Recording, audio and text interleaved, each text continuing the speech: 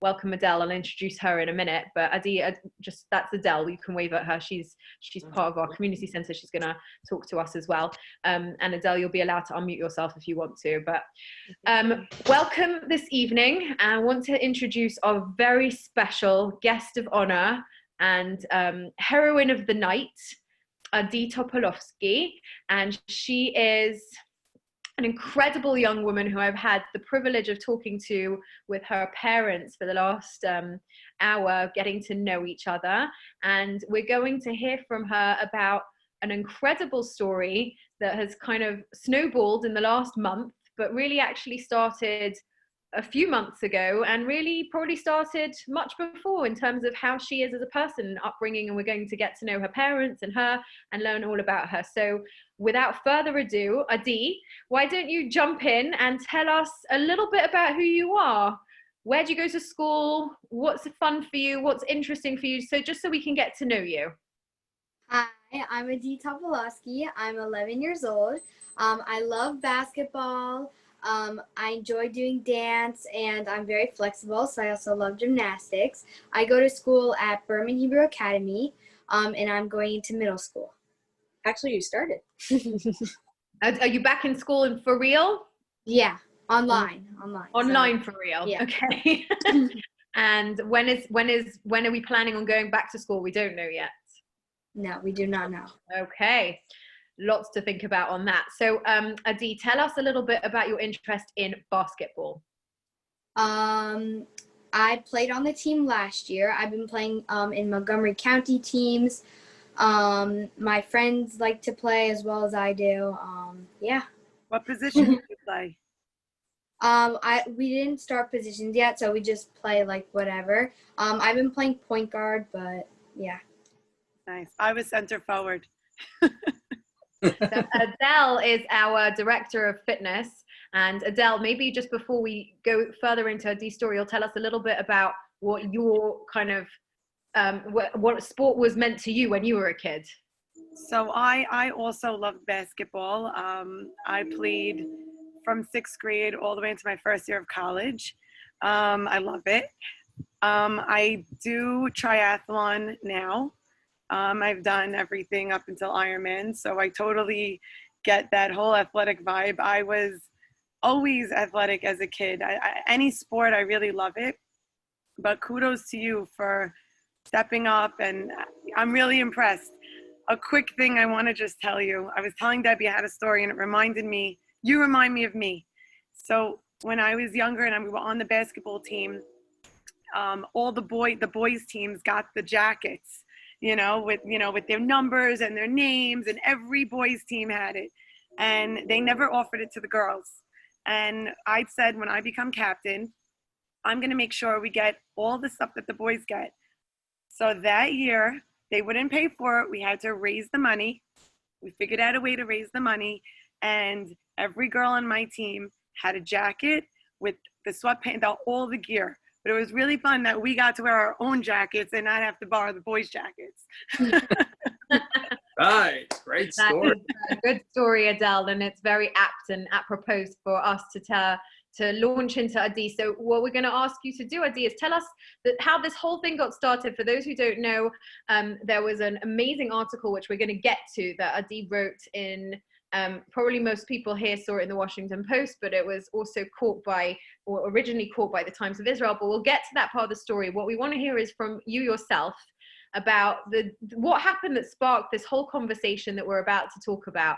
You went to go and get a pair of sneakers, am I right? Yes. All right, talk us through it. I was back in January. I was going with my brother to the mall, and I was gonna look for basketball shoes. I wanted to see if Elena Delle Donne's shoes were in the store and try to convince my dad to buy them. And we walked into Dick's Sporting Goods to see if they had the shoes, and they did not carry them. But I did ask if they carried any like attire or anything like that. And they said, we do not, but we are working on it. So, that felt better that they were, didn't have it in the store, but we're trying to. And then we went to Foot Locker. We walked into the store, and I asked the male clerk if he had Elena Delle Donne shoes, and he was like, Elena Del Don, who, like, what is that? Is that a brand or something? And then he said to me, You should tell him what it is. Yeah, so you can Well, you told him. What's Elena Del Don? I said she's a WNBA player on the Washington Mystics. And he said to us, I'd rather watch paint dry on a wall than watch any women play sports. And I just cannot believe, like, how could he say that? How can he say that to a girl? And how can he be so offensive to women like that and just say that straight to my face? What if, like, Elena Del Don was there and he said those words, like, straight to her face?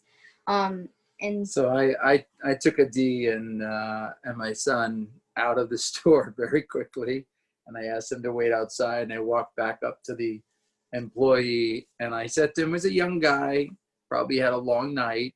I'm sure he regrets what he said and didn't mean it maybe, but I just walked over to him and I said, listen, customer service 101.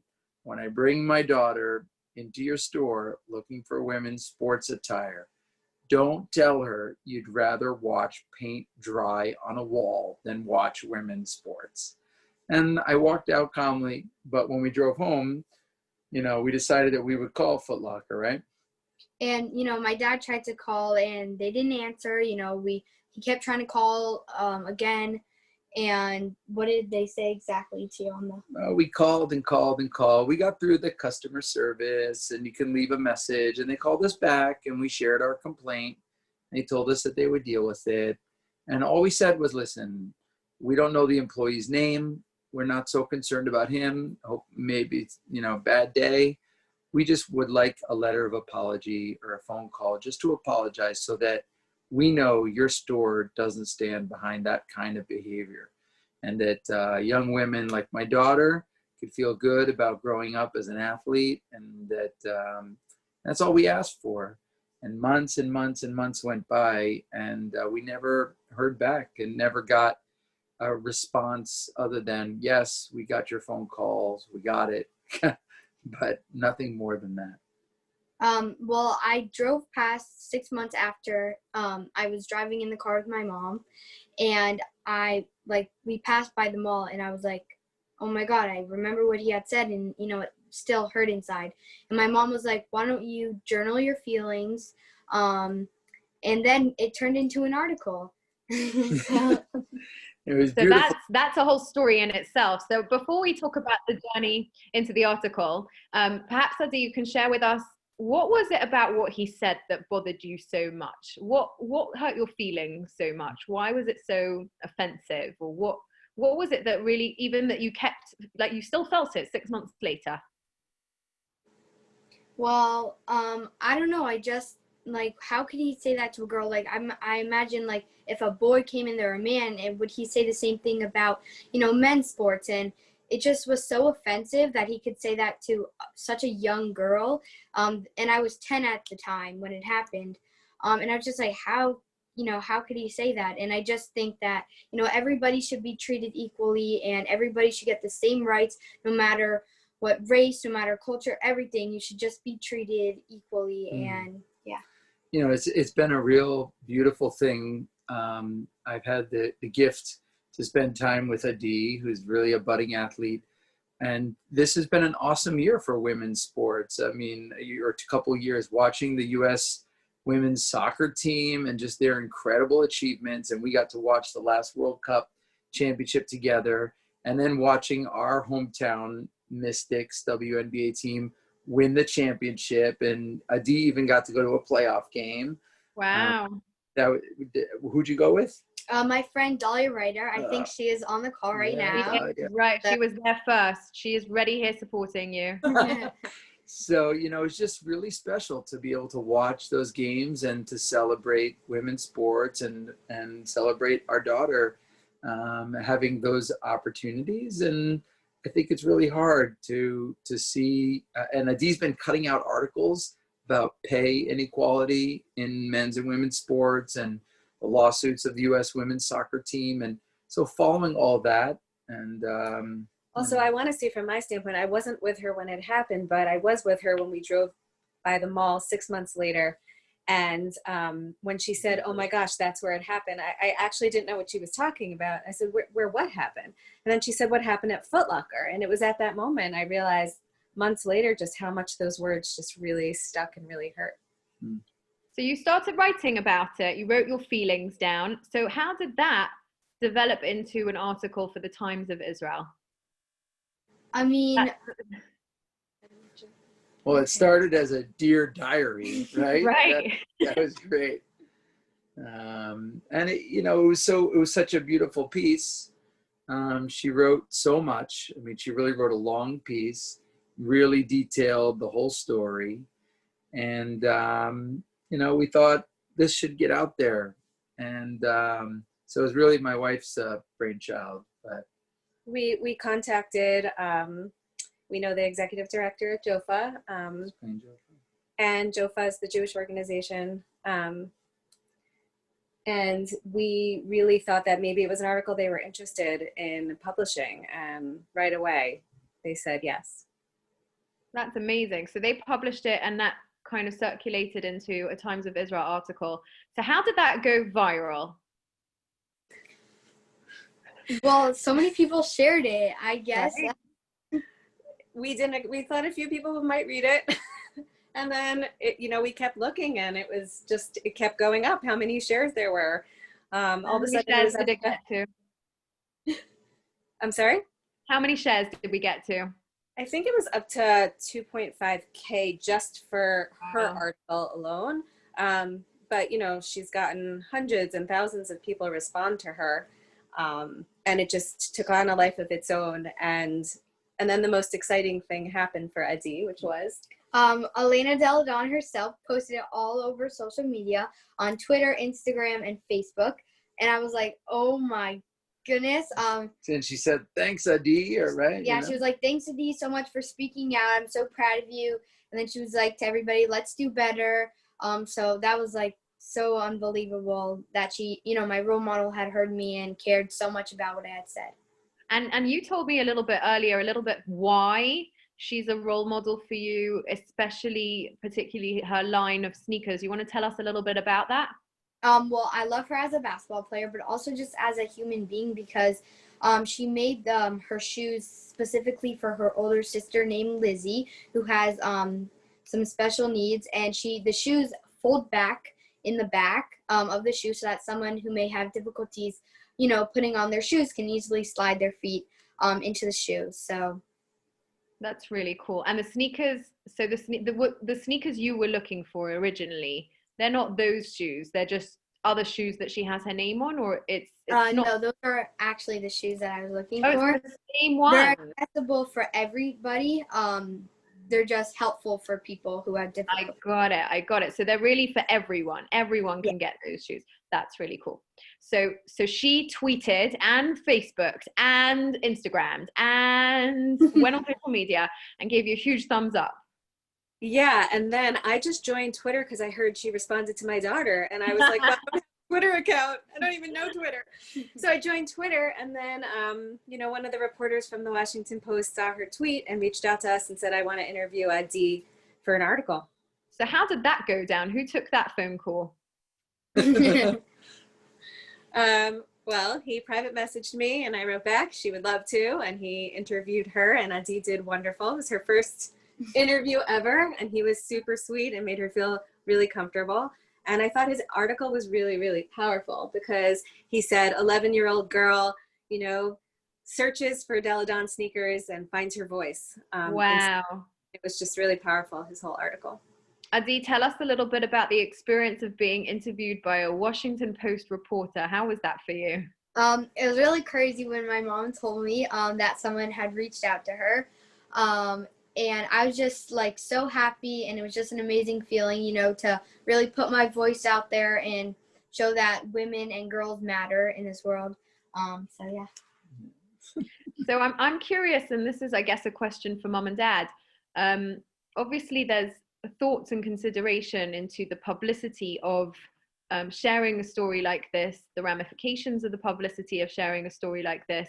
And, everything's a cause nowadays, especially in these crazy times. So I guess I'm curious, and perhaps our audience are curious about kind of the weighing up of the pros and cons, the for and against about going public with this story, and maybe share with us a little of those calculations.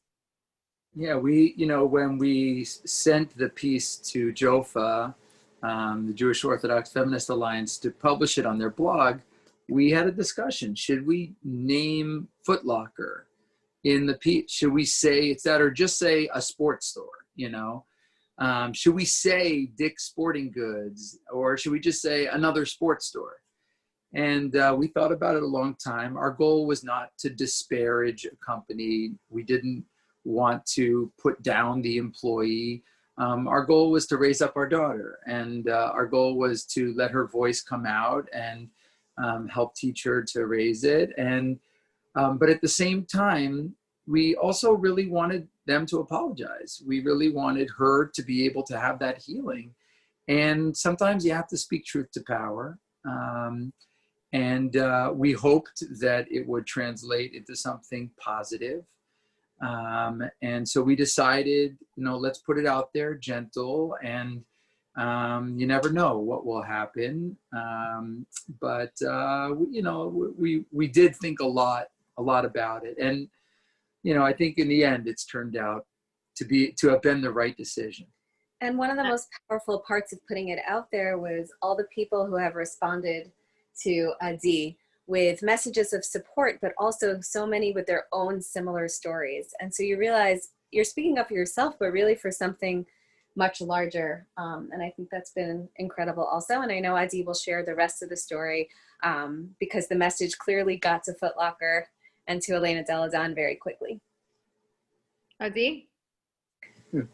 Well, what happened after the article came out? What happened next?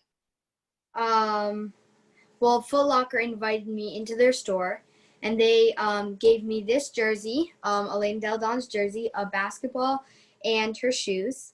And I just felt, so happy that they apologized, even though it's a little sad that, it had to take an article for them to take responsibility. But I definitely was very thankful. And actually, when I left the store, I burst into tears, and I fell in my mom's arms. So she said that she was holding in all her emotion, and everyone was in masks, so you couldn't even see how she was feeling. And then we left the store, and she just burst into tears. When we went into Foot Locker and we had the chance to meet with the vice president of Foot Locker and the district manager and the store manager, who all created this presentation, they had called me in advance and said, "We've got the shoes. We want to apologize to your daughter." And the vice president got on the phone with Adi and apologized, which was really beautiful. But then he said to her, "But we also want to make wrong the right as much as we can. And we want to get you these shoes." So he called me a week later to say, "We got the shoes in her size. But do you want me to ship them to you?" And he sort of paused there. And I said, "I'd like you to invite us back to the same store, and I'd like you to hand them to her yourself, and like to say sorry, because, this is almost the Rambam, like Maimonides' complete notion of repentance is coming back to the same moment. Let's go to that place for that kind of healing, not only for Foot Locker, but also for our daughter, but also because we said we want you to be, Foot Locker, a part of the positive side of this story, because you have the capacity as a company."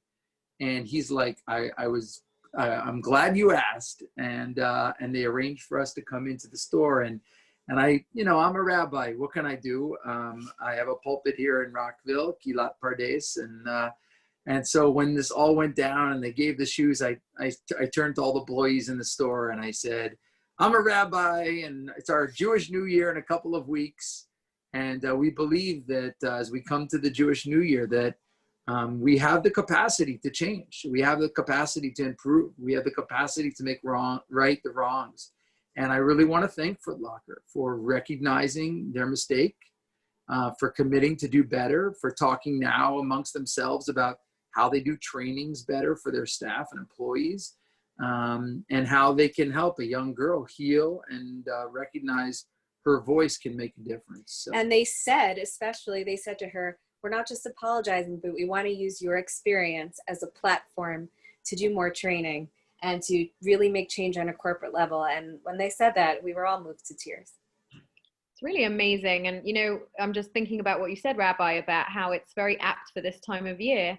You know, as we go into the high holidays coming up very soon, you know, the thoughts about trying to make right wrongs and make it good with other people. It's not so much about saying sorry, which is an important thing to do, but if there is someone who's wronged you, if you don't tell them and you just hold it inside, then you haven't given them the opportunity to make it right. And I think the lesson that you've taught Adi and you're teaching us by influence as well is that it's not good enough to just say it doesn't matter and hold it in when it really does matter. If it bothers you enough, it's your responsibility to say something. And, you know, I think teaching that as a model to children, but also to the wider community, that we don't just swallow things and then pretend they're not a problem and then we really are upset inside, that to our fellow people we have to say to them, this happened and it was wrong and I want to give you an opportunity to make it right. And that is a beautiful idea as we come into the high holidays. And really, I think an incredible thing that your daughter is really empowered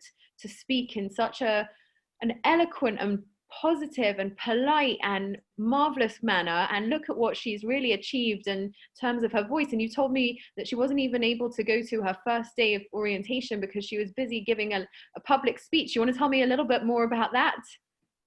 I spoke for a global community and women's sports group, and I just told my story. Yeah, you can share a little more. Yeah, they're a national organization that brings together high school coaches and PE teachers and trainers. And she called right when she saw the article. Her name is Jen Brooks from the organization, and said, we'd love for your daughter to share her story. That's amazing. And again, amazing that this goes wider than just one negative experience, but becomes actually a positive learning experience for everyone involved. And I guess, Adi, I have a couple of more questions, but mostly importantly, what's next for you? Well, I just really hope that I can, you know, keep sharing my voice, keep sharing my story, and just advocate for women's sports. Yeah. Well, you have a big bat mitzvah coming up. Hard to plan due to COVID, but I think this is part of the process, because this is really what it means to be a bat mitzvah, learning how to use your voice as a Jewish woman.